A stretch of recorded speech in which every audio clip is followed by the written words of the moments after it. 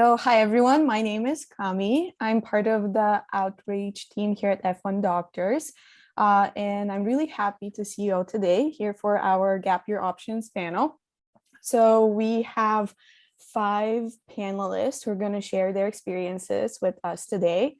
The first one is Nika. She went straight through to med school. She's waving at you guys. And I'm going to, after I do the quick introductions, I'm going to kind of share a PowerPoint and then we can take it from there. Then we have Wendy, who is doing a master's or did a master's in epidemiology. We also have David, who worked as a registered behavioral technician, and he can give us more information about that. We have Kevin, who does bench research, and I'm the last panelist and I do clinical research. So I'm gonna go ahead and share my screen right now, and we can get started. I guess we're having technical difficulties. I'm not able to share my screen. I guess we're gonna go without the presentation. So the first question. Wait, try again. Try again? Okay. Try again. Yeah. Let's do that. Yeah, we're still not able to do that, but it's okay.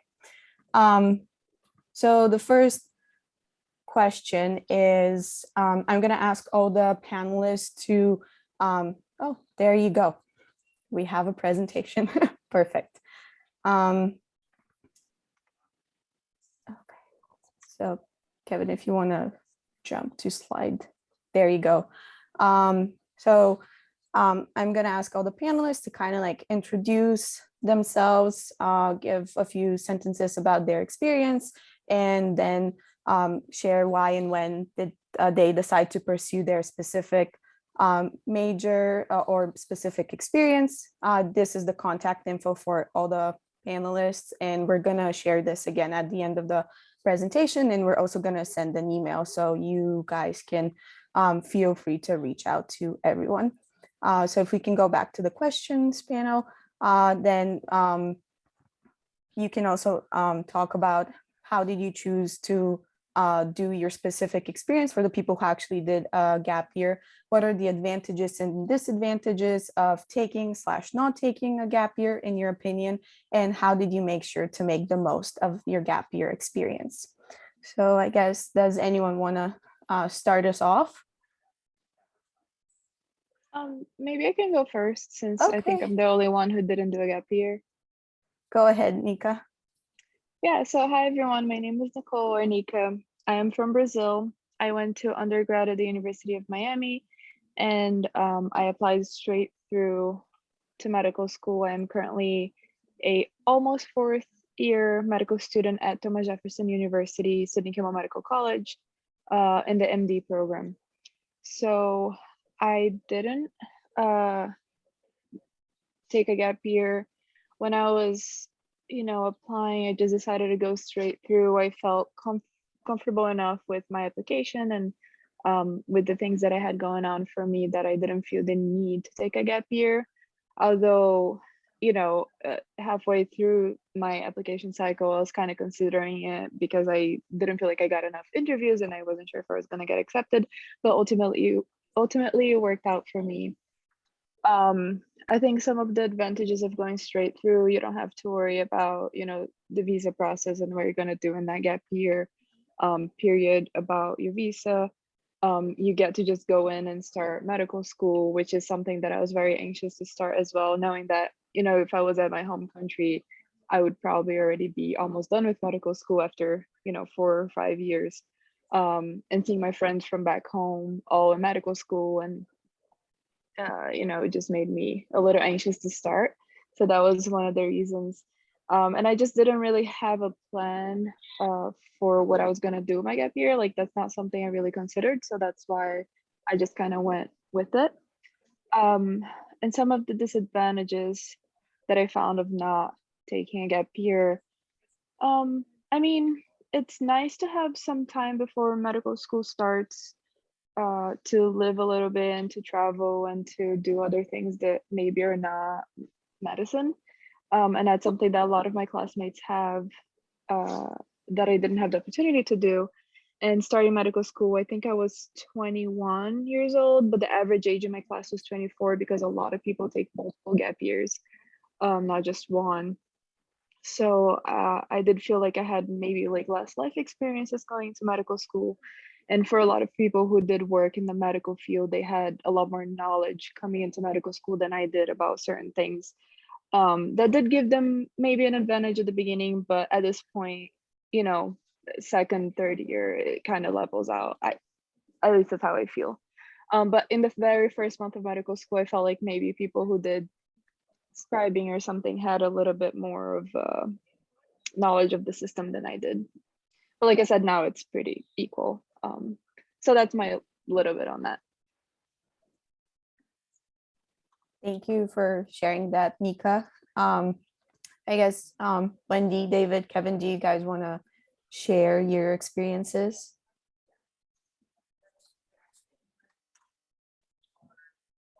I can share. So I did a master's at the University of Cambridge in epidemiology. And the reason why I decided to do that was, first, I decided very late in my college career that I wanted to actually do medicine because I was like in denial for like a long time. So I decided like senior year, like first semester senior year, that I'm actually doing medicine. So like obviously I had to take gap years. And at the time I was thinking, oh, like I could just like stay in my lab to do more research. But then I decided that I wanted to see somewhere outside of the US because I've stayed in the US for like 4 years. So I'm like, I wanted to see somewhere else.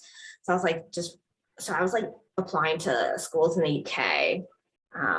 So that worked out for me. And why epidemiology was because I did mostly like bench science in undergrad, but I was applying to MD PhD programs where like I want to pivot to doing more epi work, like working with data, and I knew I didn't have that experience in undergrad.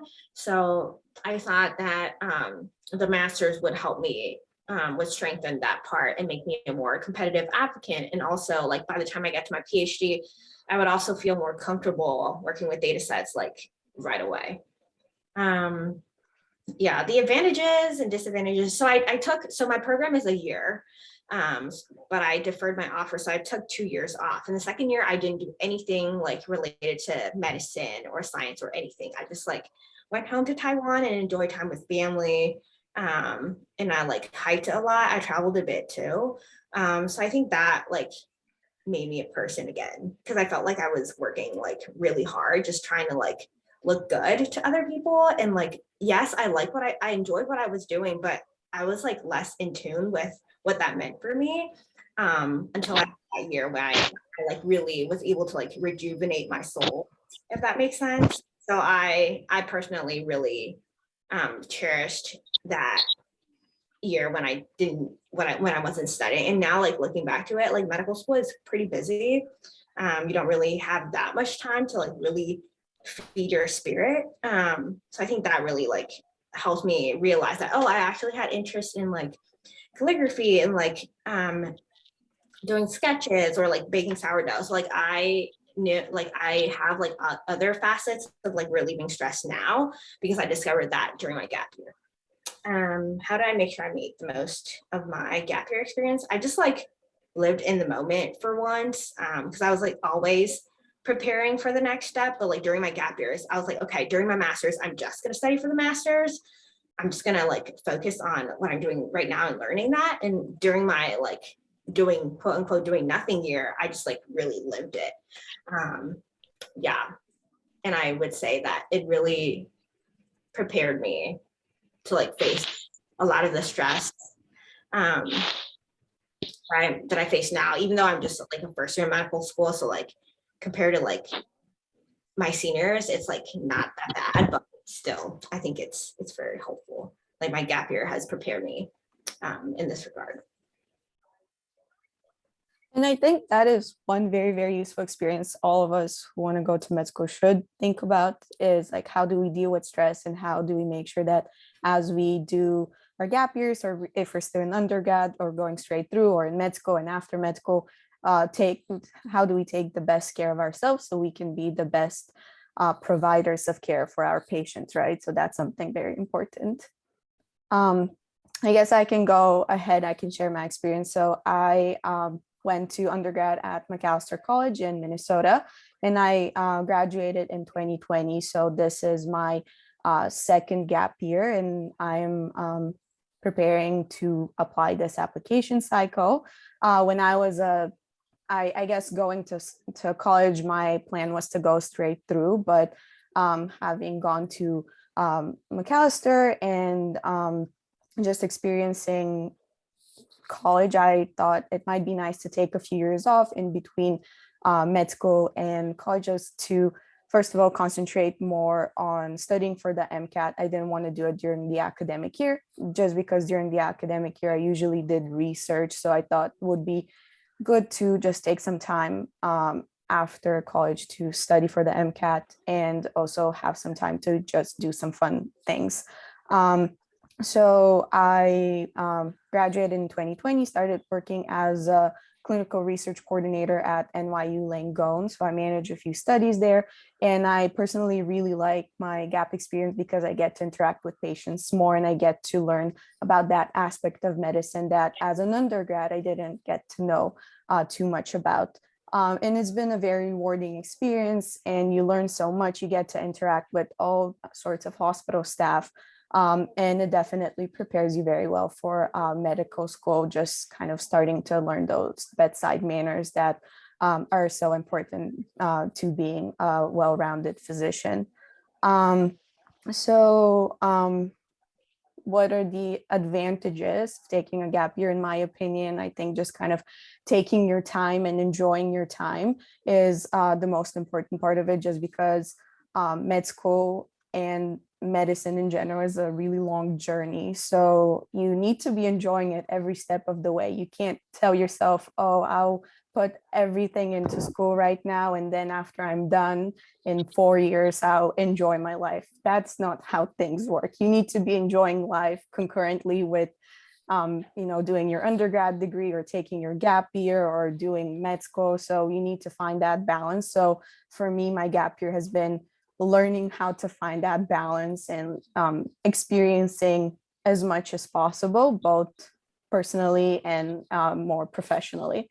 I guess disadvantage of taking a gap year, I think maybe one disadvantage is that you kind of get used to not being actively in school. So you maybe lose some of the studying habits, or you forget how stressful it could be to actively be in school. So for me, I think going back to school will be definitely a learning curve for the first few months or maybe weeks, hopefully, since I've been out of the classroom for a while. But I think study habits are like any habits, like you have them, they're maybe a bit rusty, so you have to dust them off and it's going to be fine. So how did I make sure to make the most of my gap experience? I think I wanted to not spread myself too thin, so I concentrated only on a few things that I thought were really important to me personally, and also what helped my application the most. So I made sure to work on those, just because I think experiencing a few experiences to the fullest is better than just kind of doing everything halfway. And that way you can speak more about your what you learned, what you hope to achieve, and so on and so forth. So yeah, that's kind of my introduction. Kevin, do you want to take it off? Sure. I mean, David, sorry, like you don't have to be the last one, but I'll take it over. So hi everyone. My name is Kevin. I'm currently in my gap year right now, so I'm definitely on the junior side among all the panelists, like similar to Cami. I graduated from UCLA in 2021, so like this year is actually my first gap year, and I'm applying for medical school this cycle as well. So my experience like deciding for gap year was really complicated, because like in my first and second year, I was really having the same mentality as Nika does. Like, I just want to go straight through. I don't want to wait anything. I just want to really, because like in the US, like undergraduate plus medical school is like 8 years already. Like I'm from China, so like in China you can get like a medical degree like in 5 years or something. So like it's already a delay, but then you have to take another couple of years off, which is like another delay. And I was just really trying to like go to school. I don't want to get out of school. I was kind of having that kind of mentality. But then in my third year, I really started to like get like super focused on research, like especially like bench, like web lab research. And then COVID hits and like things got super interrupted and I couldn't spend as much time as I wished I could. And also I realized like there are so many things for me to learn like for bench science. And it just like, I feel like even though I did a lot of time, spent a lot of time in my undergraduate lab, it was like not enough for me to go to a strong MSTP or MD PhD program that I would like to go to. Another thing is like because of COVID, like not only the lab time, but also like my MCAT schedule got like kind of screwed up as well. So I was trying to rebalance everything and just, really take 2 years off, focus on basic science and just to kind of consider myself as a junior, PhD student or something like that, just to really learn the science and catch up with the stuff. So I had a hard time actually convincing myself and convincing my parents because my parents are kind of I don't want to say like stereotypical Asian parents, but like they are trying to force me to go to school. Like they feel like coming out of school is like not good for me because like it's just not good. They feel like you're doing something else instead of like going to study, which is like not approved. So it took me like almost like a whole year to convince myself like, okay, I really do need this gap years because I want to develop myself into a better person and better prepare myself for the upcoming application. And it took me another year, which was my whole senior year, to convince my parents like, okay, like I'm gonna take care of myself during this gap years. Like you don't have to pay for anything for me. Like just trust me, like I know what I'm doing. And it was a hard process. So right now I'm working as a research technician at the Broad Institute. It's an academic research institution located in Boston, Massachusetts. So yeah, I just searched for a lot of different jobs, and this is the one that really interests me because of the project is really interesting. In terms of advantages and disadvantages, I think I will start with the bad part first. So like definitely there's peer pressure for me. A lot of my very close college friends are in their PhD programs or in MD programs already. And if I want to do MD PhD, I was kind of counting the time, like when I finish my degree after 2 years of gap year and 8 years of medical school, like there are attendings already and they're earning like 300,000 every year. And I'm earning like a resident money, which is like crazy, right? And I study like so hard for all of this. I just ask for the worst path pretty much for myself, and also like there's peer pressure from other people, like my parents for sure, and like other people like don't really approve of the gap year, like ideology in general. But I think for advantages for me mostly is like it's almost like a part of adulting process because I'm full-time working right now, and working full-time is so different from like studying school. Like there are so much responsibilities and like it just like different, like there's so much duties, and like you cannot, if like back in school, like if I really don't like a professor or something, like I can just run away from the class. I can drop that class, or I can just like say like, okay, that class is not going to bring down my GPA like too much. I'll just like screw it. I'm not going to study for it. But like now it's like you cannot just run away from a job, not because it's just the visa issue, but this is a part of your duty. So it's just like a lot of learning how to deal with society and people in general. And I think it's just like a great opportunity, like great experience for me, because like in the future, I'm pretty sure I'll be dealing with like either tough patients or, supervisors and or sort of that kind of stuff. I think for the last question, how do you make sure you made the most of your gap year experience? I think for me, it's just like I was really sure what I was looking for when I decided I wanted this gap year experience.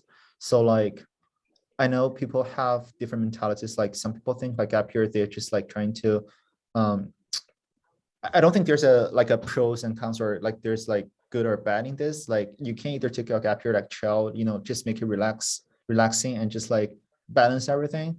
or you can be like really focused on something. I think both of them are really beneficial from different perspectives.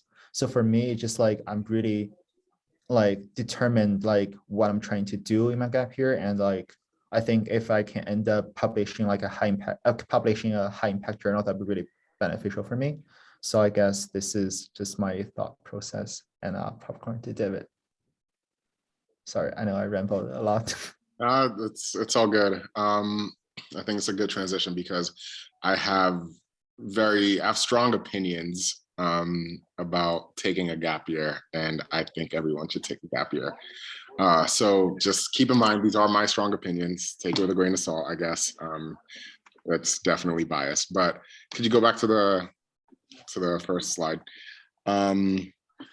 I think, the thing I wanted to say, I didn't want to forget, was just in case not everyone knows. First of all, you graduate and you have to get your OPT, right? And that allows you to work in the US. You can only be unemployed for like, what, 3 months or something before actually, like, you have that's like a grace period. You're only allowed to be unemployed for 3 months. Otherwise, you like, miss your chance and got to go back or something. So think about that. And then also, if you have a STEM degree, which probably most people do, you can extend your OPT for 2 more years, so have a total of 3 years as opposed to just 1 year. I didn't know any of these things going into starting my gap year. So yeah, I went to Lehigh University for undergrad, graduated in 2018. And I similarly, sort of like Wendy a little bit, I decided to do medicine late. I was running away from it, late-ish, summer of my sophomore, junior year, that summer. So I was fortunately doing a STEM degree because I knew I did want to do something science related. But I wasn't doing all those things like for my application, you know what I mean? I wasn't doing all the research or whatever, have all this experience. And partially my gap year was to do that, to get more experience, but really, again, because I was running away from it a little bit, to decide like, do I really want to do this? So I started my gap year set on like, on being an EMT. I wanted to be an EMT. But the class I took was about 3 months long.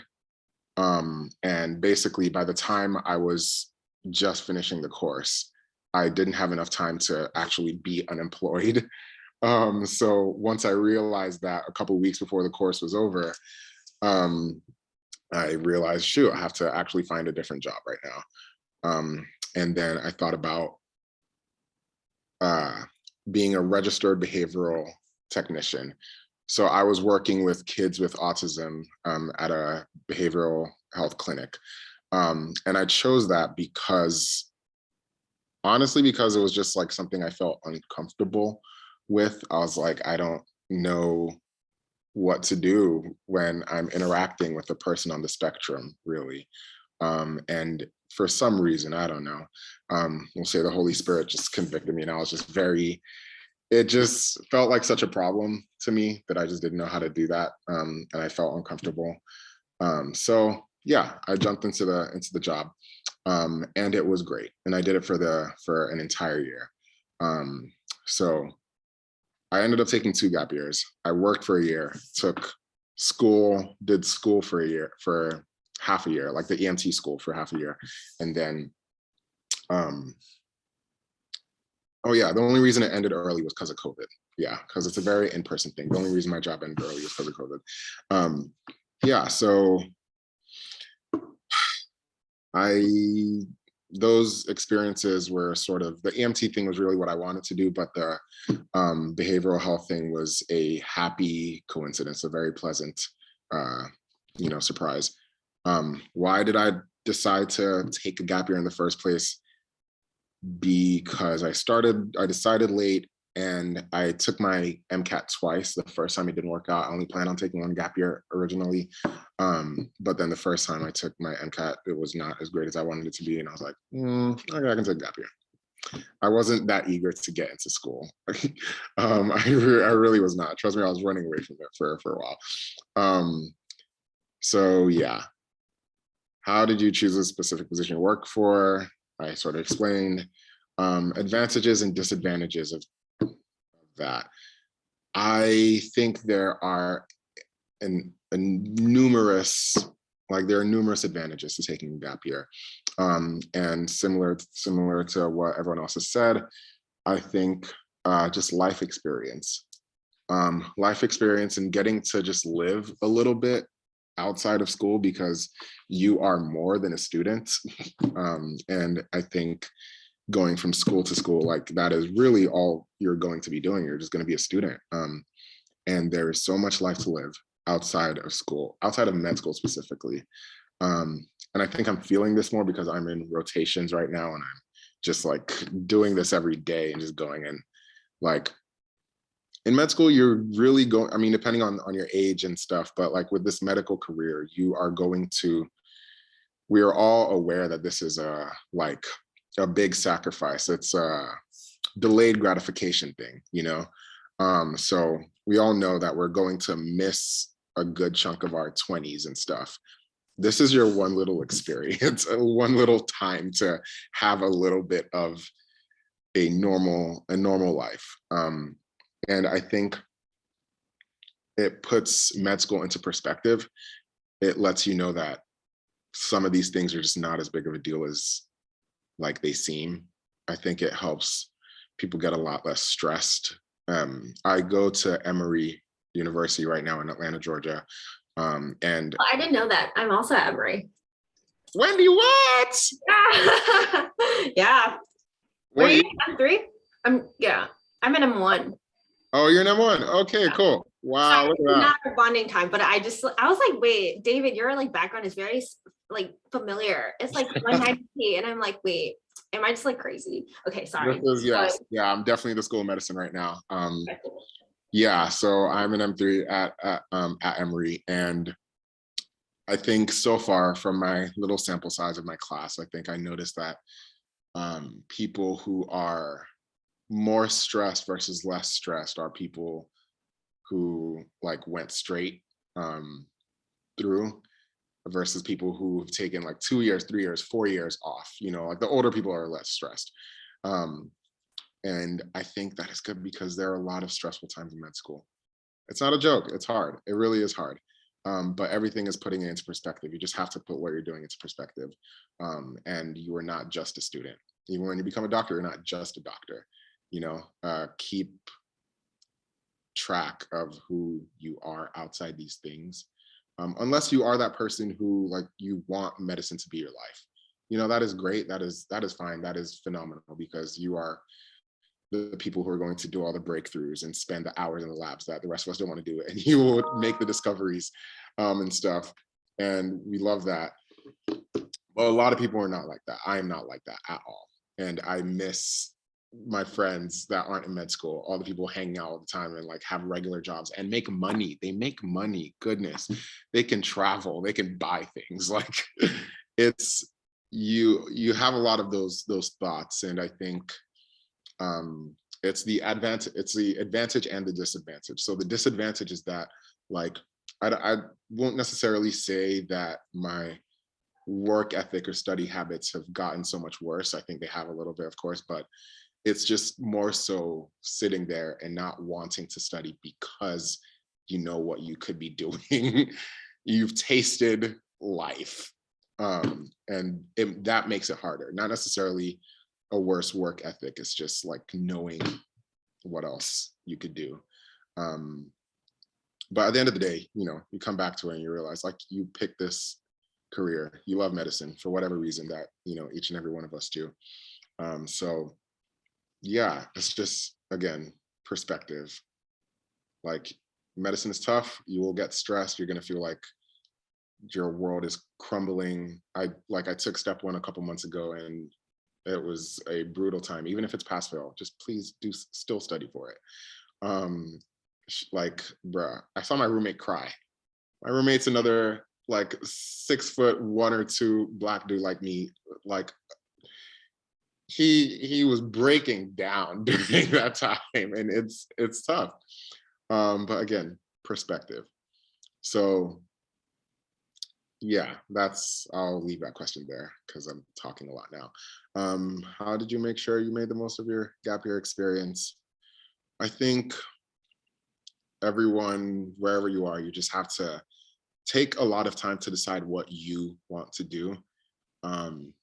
And try to step away from just checking off the boxes that make a good application, because I really didn't want to do research, and it seemed like everyone was doing research. And thank God for people who do research and love research.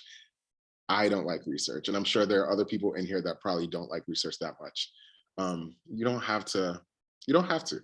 You don't have to immerse yourself in research if you don't like it. Like there is space for people who aren't super focused on research or have like 1,000 hours in research. I think the important thing for you, and what I think med schools do want to see, is that you have made an intentional decision and you have like put an intentional effort to like go after whatever goal you have set for yourself. You know what I mean? So if it's not research and it's something else, intentionally seek out that thing, intentionally do it. Just make sure you're doing something that you like, you know, that you want to do. And it will show. It will show in your application, because that's what you'll talk about, and people will know that there's a real passion there. And those things do matter. So yeah, just really try to make the decisions for you and keep things in perspective. And I'm done. Okay.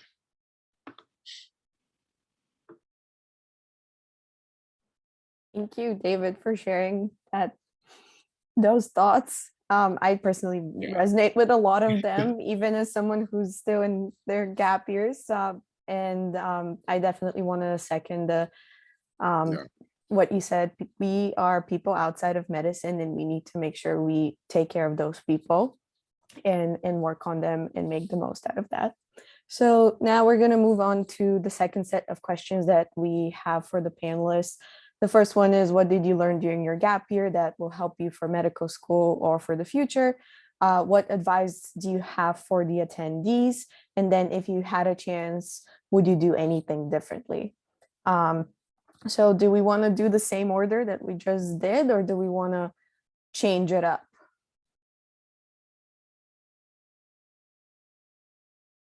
Same order. So we Okay. just keep it going. So then, Nika, the floor is all yours. Okay, I guess, sorry, I just didn't take a gap year, so I'm just looking at the first question. Okay. So I think I would do the same thing. I mean, sometimes I do wish that I took some extra time and lived a little, like David was saying, but at the end of the day, like, I'm happy with my decision, and it worked out for me, and it's what I chose to do. And like I said, I feel like eventually it kind of pans out and it works out. And also, I mean, there's other opportunities to take gap years in the future as well. During medical school, after medical school, you could do research, you could do different things as well. So there is some time there if you feel like, you know, you decide to go straight through and then you're like, I need a moment for myself, you could do that as well. And I think an advice I have for the attendees or anyone who watches this video is just to follow your gut and go with what you think is right for you. And, you know, talk to us at F1 Doctors, talk to your mentor, talk to your family, talk to your friends. But at the end of the day, what matters is how you feel. And if you feel like you need to live a little bit more and need more time to make that decision, go for it. If you feel like your decision has been made and you feel comfortable applying, go for it. I think you make of your life what you want to make, and what matters the most is that you are comfortable with that decision. And because that will show when you apply and when you know, in the future, if you're happy with what you've done, I think it will show.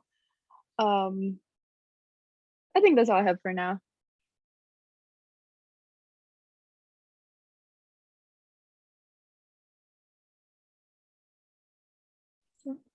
I think I'm next. Yeah. I think during my gap years, I learned that I can actually be good at other stuff. Because at first I was like, yeah, like all I know is like study, do research. I'm such a nerd. Like if I don't get into medical school, it's the end of the world because I can't do anything else. But that is not true, because during my gap years, I learned that I could pick up, like I was a tour guide at Cambridge. I was like, oh, I didn't know I could do that. And I started like doing some small businesses, and I'm like, oh, I didn't know I could do that. So I think that really like helped me put things in perspective, really. And like especially during medical school, you have like, at least I have multiple existential crises where I'm like, oh, like, do I really want to do medicine? Like, is this really the life for me? And I realized that, oh, like, yeah, like if at the end of the day, not to say that this is going to happen, but if at the end of the day, like I don't end up practicing medicine, like there's other things that I can be doing, and that's like reassuring in certain ways. That also like makes me more resilient, because I know like whatever, like I tend to enjoy the materials that I'm learning and all the experiences in medical school that I'm having now, because I know I don't have to be like extremely excellent at it at like right at this point, because I'm like learning, and I have the capacity to learn. So that is very helpful for me. Advice, I think I echo what Nika says, like really just like do what's best for you, because like you can ask like so many different people for like so many different advices, but at the end of the day, like you know yourself best. And I would say like just be true to your heart. This is so cliche, but like it's real. Just like do what you want to do. Because like in the end, like if medicine and being a physician is really what you want to do, like you'll get there. It's just a matter of time. Like sooner or later, like you'll be there. So like take your time if you need to. Like granted, like all of us are going to be old by the time we're like attending. So like a couple of years onto it is not going to make a huge difference. If I had a chance, I would not do anything differently. Like I really cherished my 2 gap years. So yeah. Thank you, Wendy. So what I think I learned during my gap year is kind of how to be like a quote unquote full-time grown up, just because like having a full-time job and kind of being out of school comes with a different set of responsibilities. And when you're in school, you think, oh, like being out of school is so much easier. You have all of this free time, but it's actually quite different, and it's a learning curve with when you start going to a full-time job and like having to take care of a lot of things. So I think that was very reassuring for myself that, you know, I can take on any challenge that comes my way, and that, yeah, it's going to be stressful, but everything falls into place at the end of the day. And like, as long as you know where your heart is and you know what you want to do, you can figure it out. So I think that is something that everyone kind of needs to keep in mind, no matter if they go straight through or if they take gap years, and no matter what their gap year experience is. I guess my advice is just take your time to think about what you want short term and long term. Like, what type of lifestyle do you want? What, you know, do you want from, like, do you want a family? Do you not want a family? Like, what do you want from your work-life balance, right? All of these questions are really important for each one of us. And if you have a clear answer to them, or at least have some sort of idea of what you want, it really helps moving forward with making decisions and what is best for you. And obviously keep in mind, things change, circumstances change. So all of those questions and the answers to them could change, but just have some sort of idea, because that helps you make decisions, so you don't feel so overwhelmed with all the options that you have, because you do have a lot of options. It's just narrowing it down and making a choice what's best for you in your situation. And I would say I would do the things I did all again if I had the chance. I think it helped me a lot to learn about myself and like what helps me and what doesn't help me, what works for me and what doesn't. And that way, going further in life, I will be better and like make better decisions and just like know how to handle situations. And I think that that was really important, having the real life experience and just knowing that I can do it, right? So yeah, that's for me.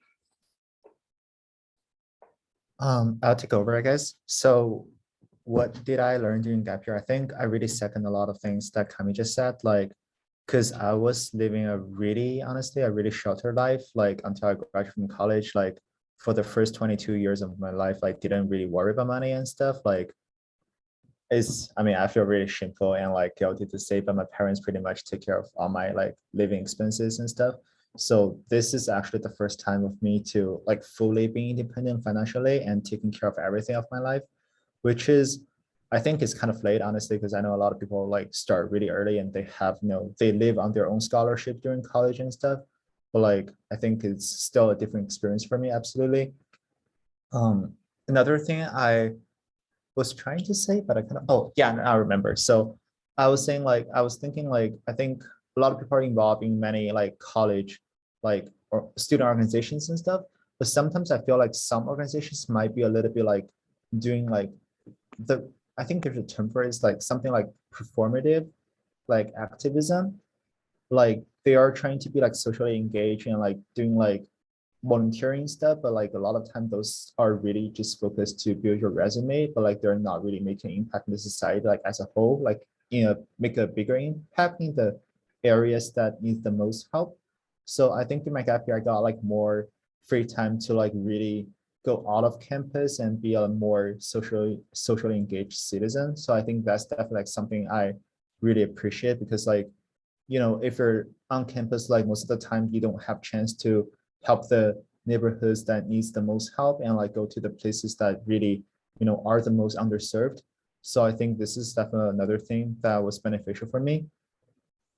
In terms of advice, I think for me, I would say like just be kind of intentional when you're choosing either want to do a gap year or not, because if you do choose to do a gap year, like you still have to kind of justify, I think, like eventually when you're applying for medical school, like you don't want to just be like completely like freestyle and like go traveling and like without like any intention. I don't know if that's like other people will agree with this, but like this is just what I thought. Feel free to disagree, by the way. Like I don't know. This is just my personal perspective. So I guess just kind of be intentional, like have a general idea of what your plan is and focus on that plan when you're doing or not doing gap year. If I have a chance, would I do something differently?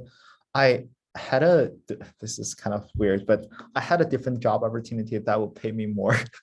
So maybe I would consider that job, because like Boston is very expensive and like academia payment is like, as David kind of mentioned, it's like very, very low. Like it's barely covering all my like living expenses, and like I'm trying to be more independent. So this is kind of hard. And if I had a chance, I might reconsider the other opportunity, which will definitely give me like more financial freedom. But that's pretty much it. Yeah. Yeah, financial freedom is real. I would say to correct myself, because I kind of went on a rant and didn't give a full picture. I did do research. I don't want to make it seem like I didn't do any research, but most of the research that I did, that I like invested in, was more like literary research. It wasn't like bench research and stuff, which was more specifically what I didn't like. Yeah, what is financial freedom? For real.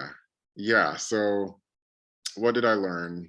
Kind of talked about it a little bit before, just more about myself, things I needed in life to feel like the things I needed to feel, like a full person, really a whole person. There are things that I do not sacrifice almost for anything, like soccer. I try to play soccer as much as possible. The only time I don't play soccer is the week of an exam. But regardless, no matter how busy I am, I will go play soccer if people are playing.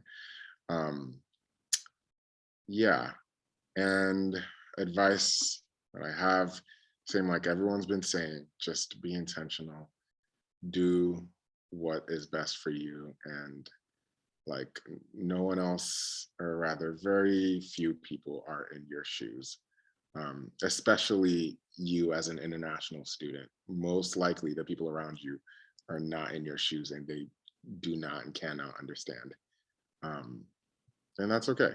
It just means you just gotta like be a lot more intentional. about what you want to do, whether it is going straight through or taking a second. That's fine. So yeah, the only thing I would do differently, the one thing I would do differently is get some sleep before my orgo exam my sophomore year. Cause my goodness, I could have gotten an A in that class, bruh. I could have gotten an A in that class. And the night before the final exam, I stayed up all night. Like I knew everything. I knew it. I knew all the things. And I slept for 30 minutes and woke up.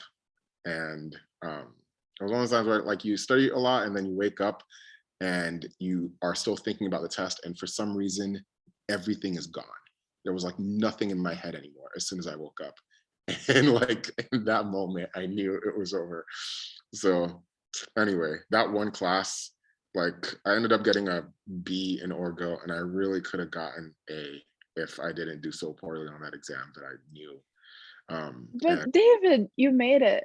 I made it. So I made it. And it's weird, but that still haunts me. That still, I don't know why, but that one class, I've had other experiences, but that one exam still haunts me because I don't know. Orgo was just a time and I just worked really hard. But anyway, yeah.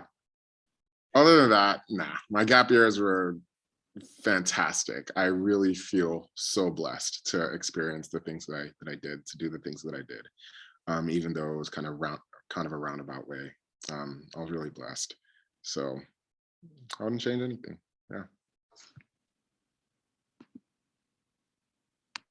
Thank you guys for answering all the questions. I guess one last thing I want to add is that if I could do one thing differently is stress out less, because things do end up falling in place, right? And all the stress is not worth it because it affects you negatively, mentally and physically, and then you can't do your thing in the future. So I would say don't stress out as much, just do your thing and everything will be fine. As long as you put the work in, which I'm sure all of us are doing, everything's going to be okay. I think that's something everyone should live by, right? So we're going to take the last kind of 35 minutes of this panel to just take some questions from the attendees. So if whoever wants to ask a question, just, kind of unmute yourself, ask your question. And if it's specifically for a panelist, they can answer. If it's just general, maybe all of us can kind of chime in and like answer in a couple of sentences, just trying to be mindful of time so that we can cover as many questions as possible. Okay, I have a question for David. So you were talking about how you had like 1 year to be a behavioral therapist, if I'm not mistaken. And I was just wondering, so I'm a STEM major and I'm thinking of taking a gap year. How do you like fit clinical and like, I don't know, I think you spent like 3 years like before being a doctor, before going to medical school. So how did you fit in clinicals with your OPT? Because I know for STEM it's 3 years and then for OPT, normal one, it's 1 year. So how did you stay longer? Yeah, I had 2 years for my gap years. And the first year was, well, yeah, both years, like sort of mixed in with both years, was really just working with a behavioral therapist. And you kind of have to just figure out how to explain your job with like and how it relates to your major. Because that's right, the thing with OPT, just your job has to relate to your major in some way or the other. Or you have to, I don't know how much they looked into it, but that's right. I think y'all that are in your gap years right now, you can. Yeah, so as long as you can like write a good kind of like short description of how your job relates to your major, you can technically do a wide variety of jobs before you go back to school. And you can stay in the country legally and work for 3 years. The first one is an OPT, which you can do with any type of major. Then the other 2 years is the OPT STEM extension, which you can do only if you have a STEM major. And I guess something really important to keep in mind, which does happen a lot when you work at like medical school. So for example, I work at NYU Langone, which is part of NYU, but it's not NYU. So they technically do not have this number called E-Verify number to allow them to sponsor for OPT STEMs. So I am currently on an H-1B, which you can get one. There are two types of H-1Bs. There's the capped one, which is for-profit organizations, which everyone wants to get that one. And that's the lottery system. So about 20 to 30% of people get it each year. And then there's the non-capped H-1B, which any type of nonprofit research institution can apply for. And for legal purposes, a lot of like medical schools and research institutions do fall into that nonprofit organization bucket. So you can potentially be working on an H-1B, but you can also be in the country for only 6 years on an H-1B, tops 3 years initially, and then another 3 years. So, if you're in that situation, make sure that you kind of like consult with an immigration lawyer or someone who knows visas well, just because the majority of schools do sponsor for J visas when you do residency, but some only do H-1B. So let's say you've used like 3 years of your H-1B doing like research in between med school and like your undergrad. So then for residency, you only have 3 years. So like that's kind of like a small like subset or a special situation that some people do end up in. So just kind of like be mindful of immigration status, of visa situations, because those can come to bite you in the butt at some point. But overall, if you just go with the STEM extension, it should be straightforward. Thank you. So what are the possible, like examples of like STEM related jobs? Because I'm a STEM major, but I still want to stay in the clinical field. So I don't know how to fit that in. Yeah, go ahead, David. I'll I chime mean, I in was later. gonna touch on just a couple things. Yeah, you can be an EMT if you want. And you can be a therapist if you want, or you can be a clinical research coordinator or something, and you can do all the research related things, of course. But it is not the strictest thing. Like Camelia was saying, if you can just like describe your job and how it sort of relates to your degree. So for example, I was a neuroscience degree, but fortunately I was a behavioral neuroscience degree at Lehigh. So that's what it was called. So I could be like, oh, behavioral, and just literally that's all I did. So it's, I don't know. I guess you just kind of have to be creative, but yeah.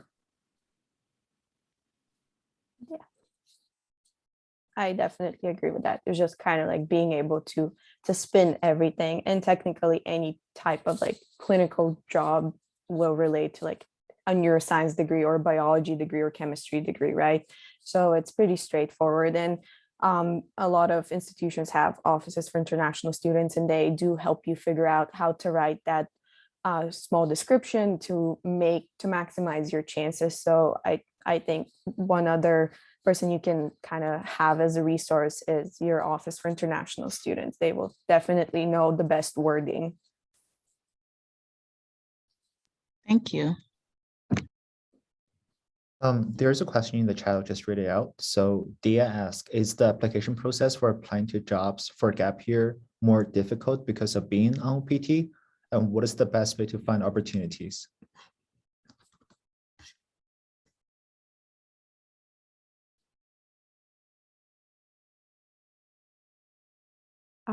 I guess I can try and share my experience with that. So I think definitely it could be a bit more challenging to find a job when you're on OPT, just because a lot of applications do have that question, do you now or at any time in the future need visa sponsorship, right? And that is literally the death to every international student, because a lot of companies do technically just automatically filter out the people who clicked yes.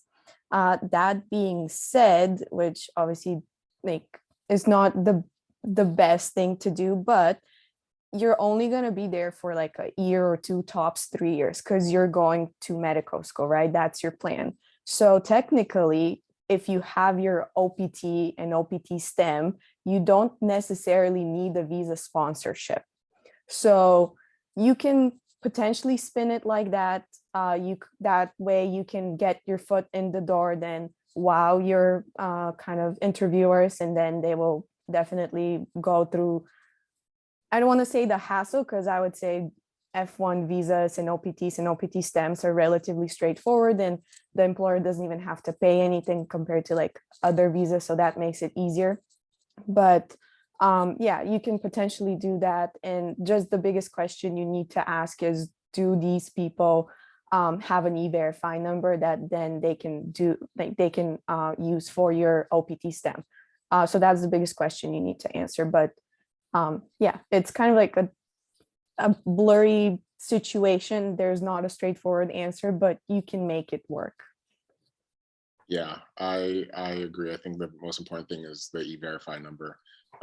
If you Google E-Verify, like you will find the website, and sort of, I think you can just check like a company and see if they have the E-Verify number. So that's about it. So that's the biggest thing. Otherwise, like Camelia said, you can, if they're asking, will you need a visa or something, you can say no, because you're not going to, because you're going to go to med school. So yeah, that's about it. It's just a little bit more specific options.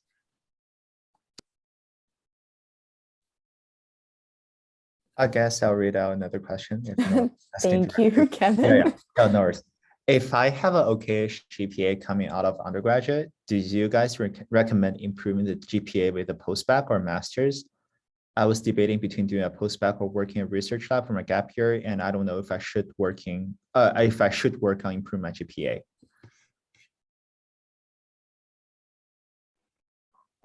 I personally think that it depends on how your GPA actually is, and it also depends on all the other experiences you've had, and also your MCAT. So like, you know, if you have an okay-ish GPA, but your MCAT is really good and you have a lot of experiences that you would love to talk about, and you feel strongly enough that you can, you know, write a strong personal statement and a strong application, you can go for it.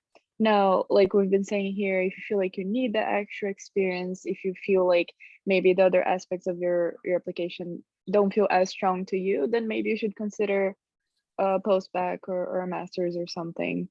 But I think it really, and this is what I tell a lot of my mentees, it comes down to how strongly you feel about your application, and like your shadowing hours, your volunteer hours, your leadership, your research if you have any, you know, and all that.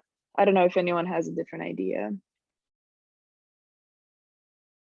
I had a little bit experience actually researching into postbac versus masters, because I actually considered doing master before, but so I don't know if Wendy want to chime in later, but this is my thought. So postbac will give you a little bit more like pre-med, like preparation courses.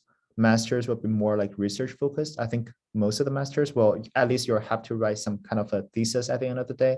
So it will give you different courses.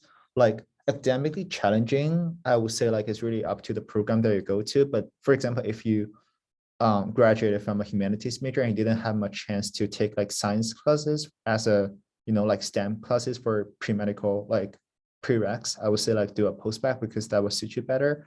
But if you have a strong scientific background, I would say like maybe do a master, because that will, you know, give you, you know, it's a graduate degree and it will look a little bit better than postbac in some perspectives. Another thing is like, okay, GPA is kind of like a broad range, like a really broad range. So you kind of have to think about it. Like, do you compare yourself versus the school you want to go to? Like try to make a rough school list. Do you think your GPA is like 0.1 or 0.2 below or around the average? If you think it's good enough, then maybe work. like as a research technician or something. But if you think it's like 0.3 or 0.4 below the school average, then maybe you should consider, improve your GPA a little bit. And I suspect that this question is going to come up, but if you want to know the specific like GPA, MCAT, and everything for each of the schools, the link I put on the chat is the MSAR, and they have each school and their averages, and they even break it down as to like how many people of each gender are in the school, how many people of each age are in the school, and like they break down everything, like people from different states, from different countries. So you can really see the breakdown for each school. However, you do have to pay, it's like $35, I think, when I applied for a whole year. But without paying, you can still see which schools you can apply as an international student. So that's a good thing to use. And then you can maybe Google the averages of those schools if you have a specific interest in one of the schools, and see what their averages have been in the past years. Because there's a lot of reports, like this is the official website that has all the updated data, but there's a lot of other reports that you can find online and see more or less what the average was, and think about that. Yeah. Okay, yes, for the okayish GPA thing. Okayish is a relative word, of course, but also, like Nika said, it depends on everything else, MCATs and experience and just your entire application. Of course, you don't want your GPA to be super low, but also keep in mind that when you are looking at these schools, and they're putting in average, like this is the average for the school. Remember, it is just an average or a median. Half of the class is below that average. You can very well fall below that GPA average and meet the MCAT average, or even be a little bit below that. I was below the GPA average for many schools, but I think a lot of the other stuff in my application made up for it. Yeah, so definitely think about a lot of the rest of your application. And again, I really did not want to do more school while waiting for more school. So I didn't want to do a post-bac or master's. And I just prayed to God and tried really hard on my MCAT the second time, and it worked out. So yeah. So I did a master's also partially because part of me is like, if I don't get into medical school, I can use the master's to work a job. I'm not about to apply 10,000 times, if I'm not getting in one time. That's me. Some people apply and are successful the second time. But for me, the utility is higher for a master's because, yeah, I can work a better job with a master's degree versus a bachelor's. Yeah. And also, if there's a particular reason why your GPA might be lower, let's say there's a semester that something happened and that was reflected in your grades. Some of my academic advisors suggested that they know why, if they know why the GPA is a bit lower, they can kind of mention something in it and in the letter of rec and how you've overcome those issues that have caused your GPA to go a bit low for a semester. So that's also an option to kind of, explain what's going on. And also, I think in the application itself, if you don't want that to be included in your letters of rec in the application, there's a section, is there anything else you want us to know? So you can actually explain your story. Say, this semester was particularly hard for me because this and this, and as a result, my GPA was lower, but I've done this and this, and now things are better, right? That's also an option. I have a question. So I'm a sophomore in college, and I recently came to the decision, well, not a decision, but started thinking about taking a gap year. And one of my main reasons was that maybe I should make some money to support myself throughout medical school. I think financial aid can be stressful for many international students, including myself, especially based on the fact that medical schools can be extremely expensive.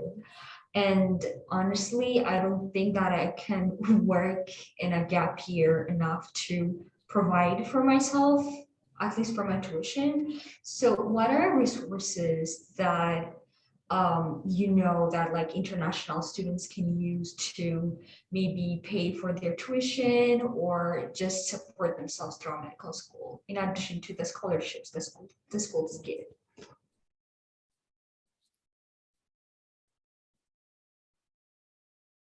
So like Emory has merit scholarships that covers like tuition for like 3 or 4 students a year, but that is like very hard.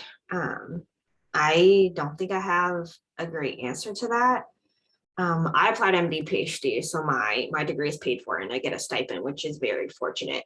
But I do know people, like someone asked in the group chat that do people work? If you feel like you can handle school, like people work side jobs and that helps a bit.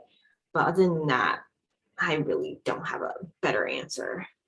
If any other panelists have like better thoughts, please. We try. have on the F1 Doctors website, we have like, I think it's in the resources tab, we do have something that talks about finances. I mean, I don't think there is a ton. We do have a running list of like financial aid that schools provide. And that's something that we reached out to schools and they gave us that information. So it's accurate to the best of our ability, but it's not an exhaustive list as well. So there could be more things out there. We could try, there's like scholarship for international people, there's scholarship for like immigrants and things like that that you could apply for.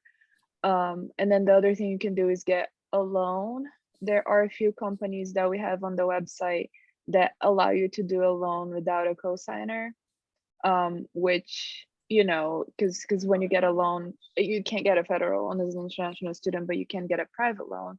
But you need an American or someone with a social security or a green card or something to co-sign that loan with you.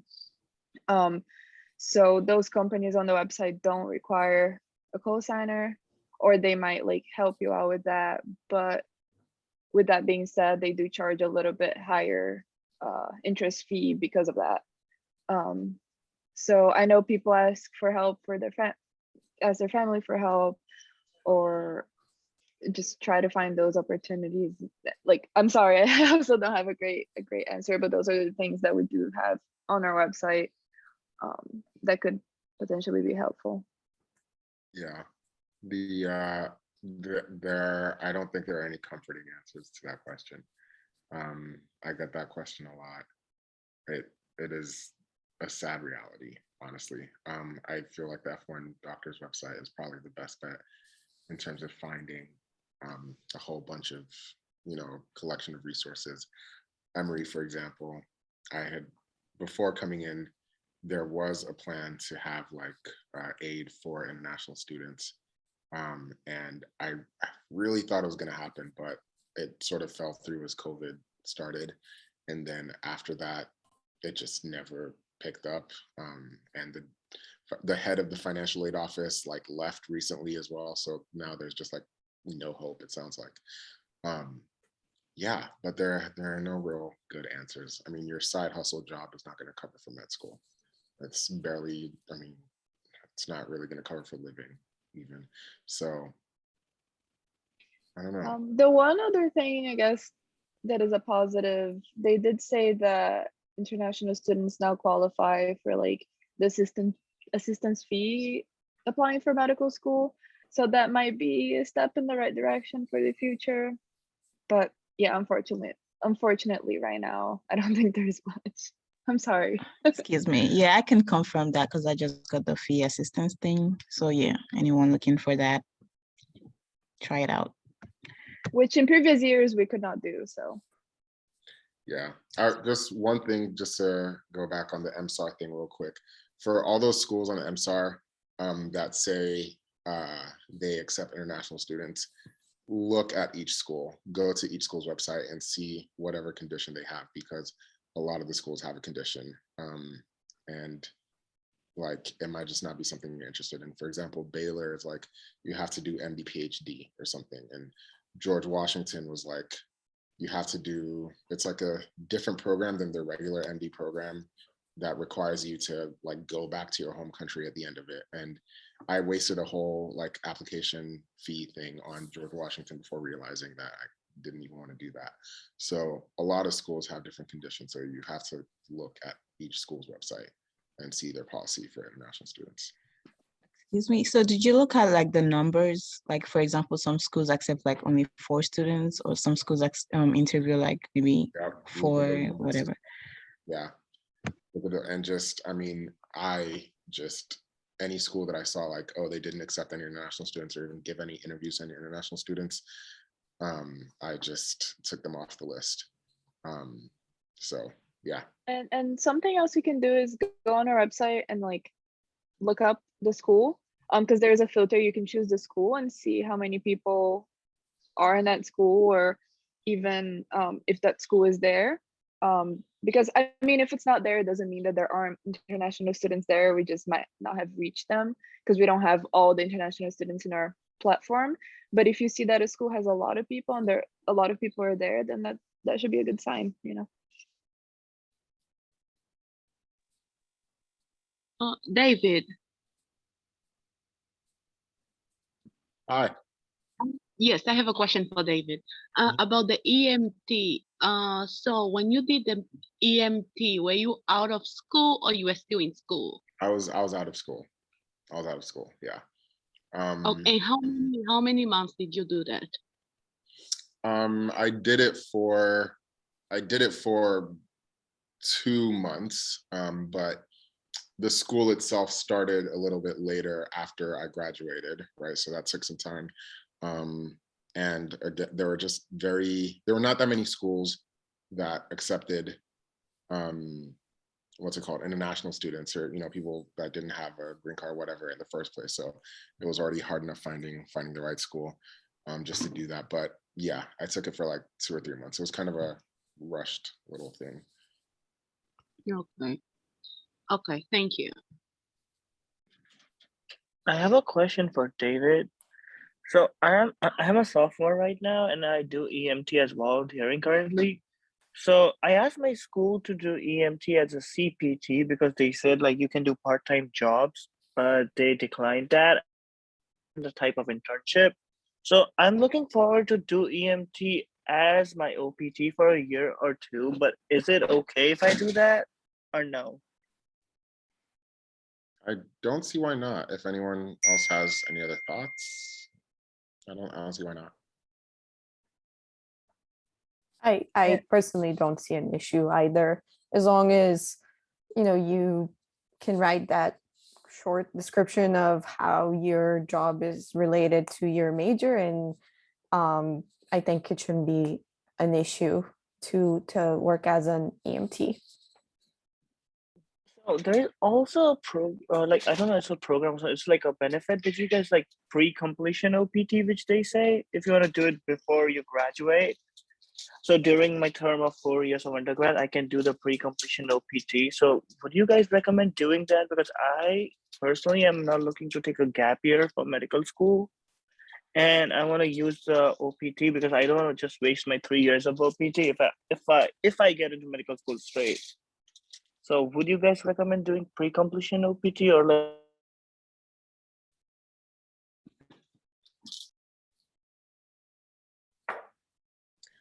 I don't really have any opinions on it either way. I'm sorry, I don't know.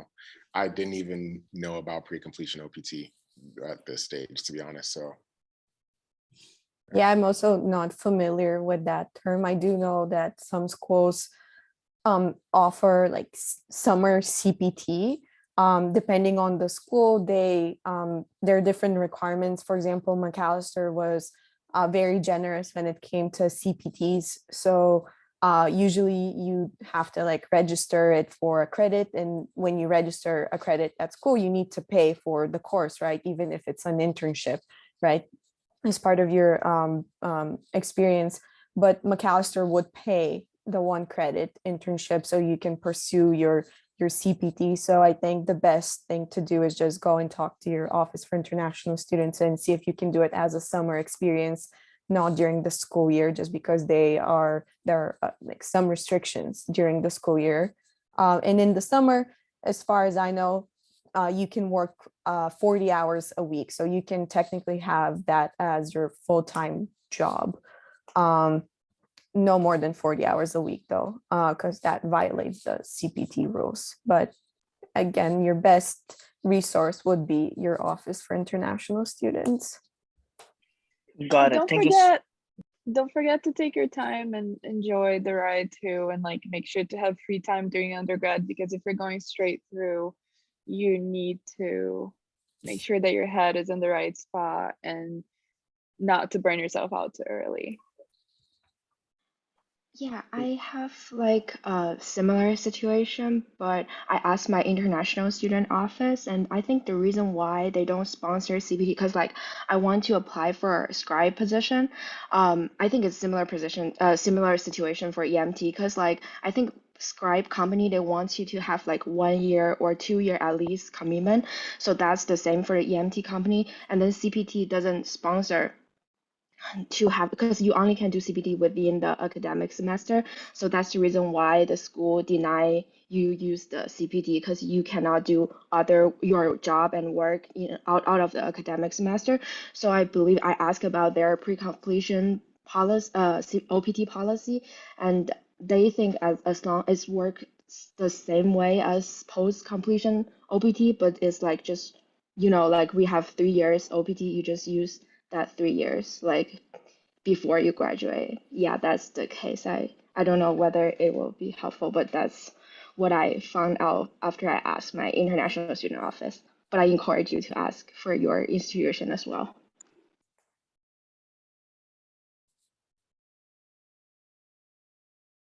Thank you for sharing that, Cindy. I think it's very useful for everyone. So again, your point of reference is your Office for International Students, but going prepared and having some background knowledge does help you advocate for yourself. I want to cut in real quick for a minute, 1 minute. Like, do you guys want to do like individual breakout rooms so you can ask like individual panelists for like specific questions, or do you want to keep this like a group session, like you just ask everyone? I think the group session is okay. To be honest. Okay, let's just keep it like this then. Yep. Okay, I have one question. So let's say, for example, I was graduating like December this year, and so when would I start applying for the OPT? Would it be like during the semester, fall semester, or like after I graduate, or like summer of that year?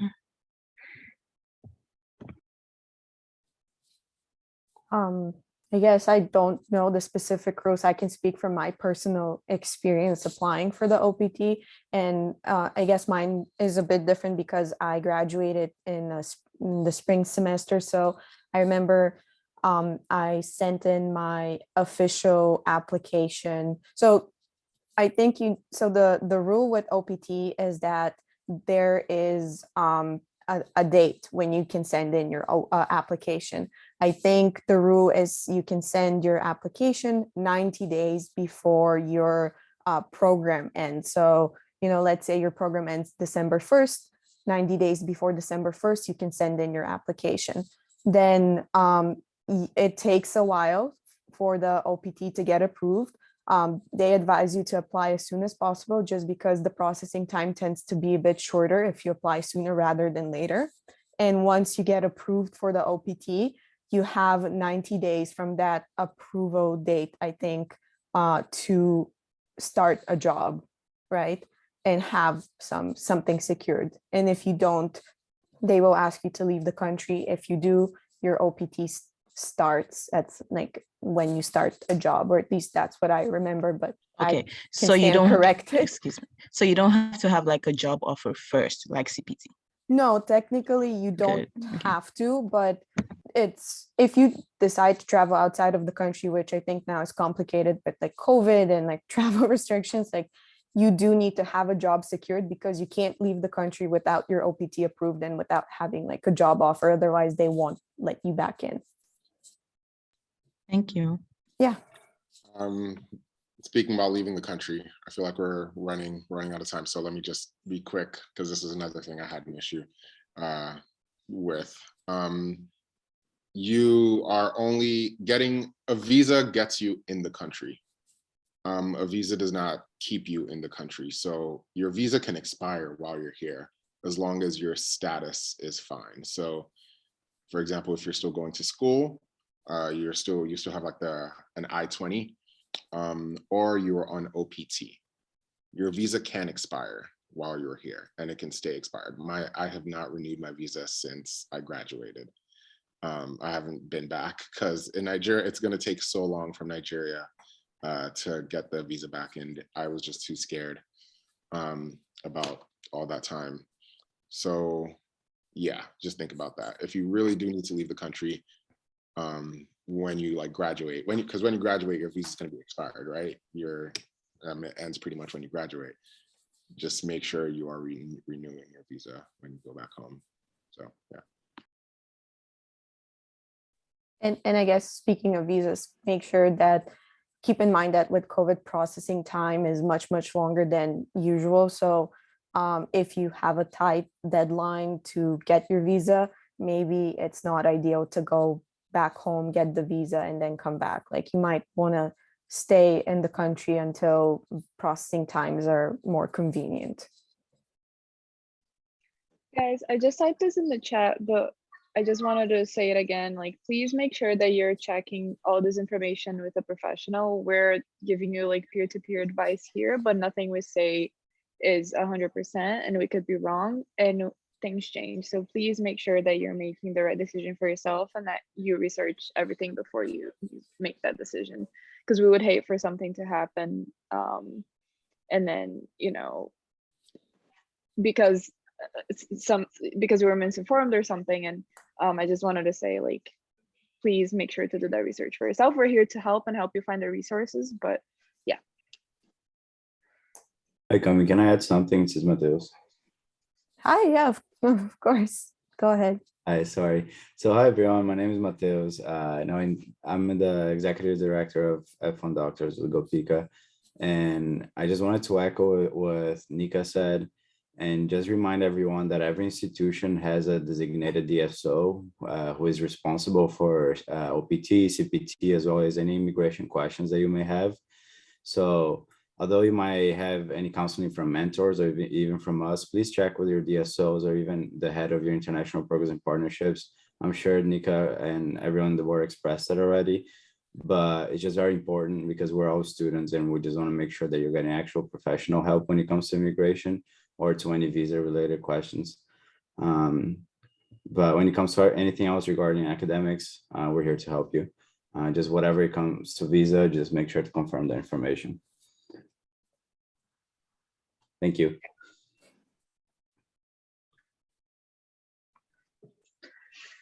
Hey, thank you so much for this session today. I can really resonate with some of your thoughts that you shared. And like, I had a question. You know, I know like it's kind of personal for everyone, but I want to also kind of get your thoughts about like when you're talking about like burnout and then like the long journey and then in medical school, you're not going to be making any money. And for the most part, you know, scholarships are very limited and probably getting into debt. So my question is, if you think that you can like be successful, or if any one of you thought that he would have been like successful in a different career, let's say the tech industry or any other career, would you have gone for it or no? And I think part of the question is that, and I also like read some posts about it, it's like, I think if you're doing the hard work and you know what you're doing and responsible, you know, hopefully you'll get in. But it's like a matter of like the cost of the opportunity, not that you won't be able to do it, because hopefully you will if you work hard, no guarantees, but hopefully you will. But it's like the cost of the opportunity, and then kind of you reevaluate your priorities and think about that. And yeah, so I wanted to kind of get your thoughts about this.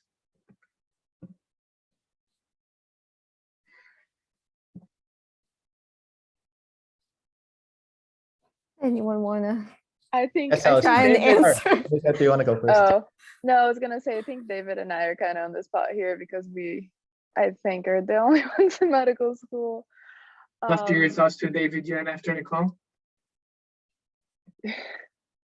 So, I mean, I think when I decided that I wanted to apply to medical school, I decided to go full throttle. I was like, I am doing this and this is what I want to do and this is where I see my life going.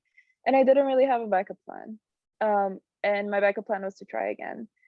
And I think, you know, I think that really goes for you and what you want. But I think this is a career that requires a lot of you. And like David mentioned, we pretty much give up our 20s for this career. Not give up, but a lot of it goes into school. A lot of it goes into our patients and learning to give medical care to them.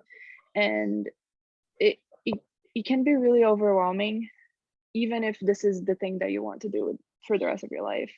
And it's your job as a person to try to make it less overwhelming, or try to balance things out in your life, but it is a huge thing.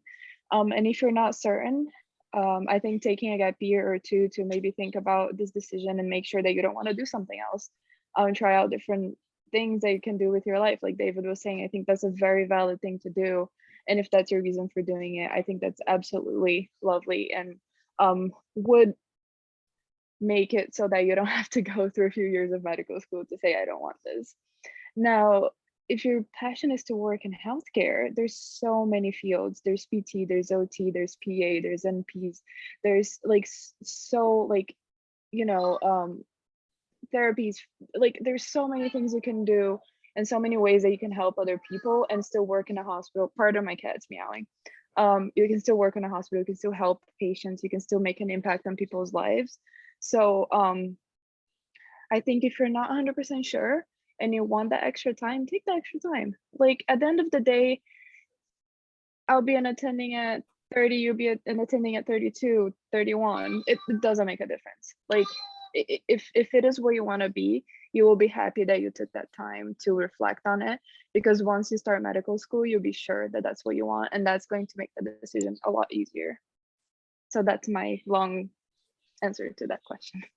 Yeah, I agree. I agree with everything she said.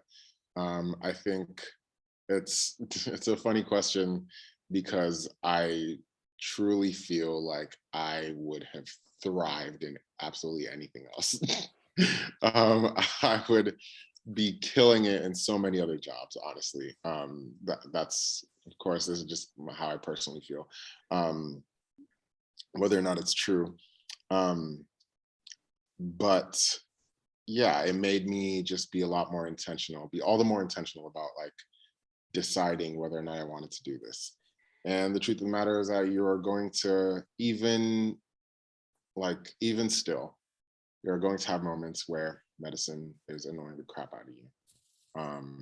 And you have to think back to your decision, and why you made your decision. And I truly feel as though, like, when you look up statistics about like job satisfaction or something amongst physicians, or like all these other sort of psych-related surveys, a lot of people are not satisfied with the jobs. And I think medicine is filled with a lot of people who are just persistent and stubborn, more so than like truly like passionate or truly this and that. And you could be, but like a lot of times the work sort of burns it out of a lot of people, and you have to do a lot of work to make sure that that doesn't happen to you. Because the worst thing is, like, you get in with all the excitement and everything, and then you get out and you're like, you can't wait to leave. So yeah, just again, keep focusing on why you want to do the thing. And like I said before, it's all about perspective. It's all about perspective. Like, shoot, people that have been married for 50 years, they will tell you easily all the things they hate about their spouse, but then they can also tell you the things that they love about their spouse as well, and that they wouldn't change anything. But like, both those things can be true. So yeah. Awesome. Thank you so much for sharing your thoughts. I think for me, to be honest, like, I'm already set on taking like 2 gap years. And I think I'm the kind of person that I'm just gonna put it all in like one cycle. If it comes. If not, I think that career shift, because just like reapplying is a lot of energy. And I think it was Wendy who said so, but I'm kind of like that mindset. Want to take my time preparing, then just put all I have in this one cycle. And I think also, like, regarding burnout and stuff, I've had like my experiences as an undergraduate burnout, and like I really kind of felt all what you were talking about, and that like made me really think like I would love to go into medicine and that's what I want. But then these experiences, and when you think about the burnout and all these other aspects, it makes you like think about the lifestyle and how you can make yourself thriving and happy. And during that long journey. And yeah, but awesome. Thank you. Well, thank It's you. it is an amazing career, and medical school is great. But it does have positives and negatives, and like David said, I could list a lot of negatives, but I could list a lot of positives. So I don't want to turn you away from medicine or anything, but just being realistic that it is tough. And asking that question to someone in their clinical years like me and David is you get a hard answer. Yeah, we're not the best people to ask, really. Ask a first year. Ask a first year and ask someone who's already matched or something. Like those will be the people to sing all the praises. So yeah.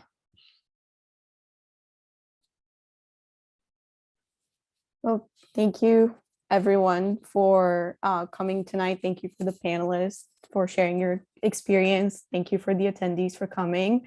I guess just one last thing. We all shared our personal experience, so take this with a grain of salt. Your situation is different, so you might need different resources. Your path might be different.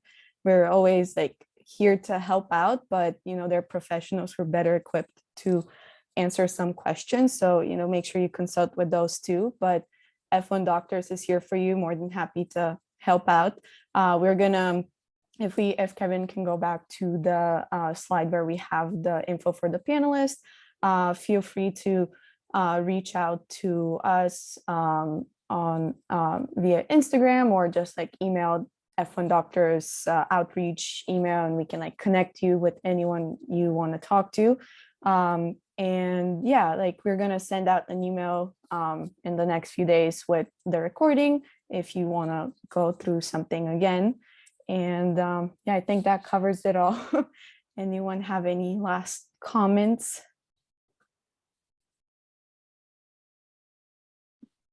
The last thing I'll say, just to echo what Nika said, we complained a lot. There are a lot of things to complain about, but it is truly fantastic, and it is a beautiful thing. A lot of my sleepless nights right now, well, not like actually sleep, but really little sleep nights, are balanced with great patient experiences during rotations. And it balances itself in the end. But it is easy to get sucked into all the things that like you're missing, all the things that you hate about it. And it takes intentionality to just keep your head grounded, to stay grounded in all the beautiful aspects of the privilege of medicine, practicing medicine. So yeah. Well, we're gonna end on that high note. Everyone keep in mind the bigger picture. That's all that matters, right? And it's all about balance. Thank you all for coming tonight, and we're looking forward to having our next event soon. Bye. Bye. Bye. Bye.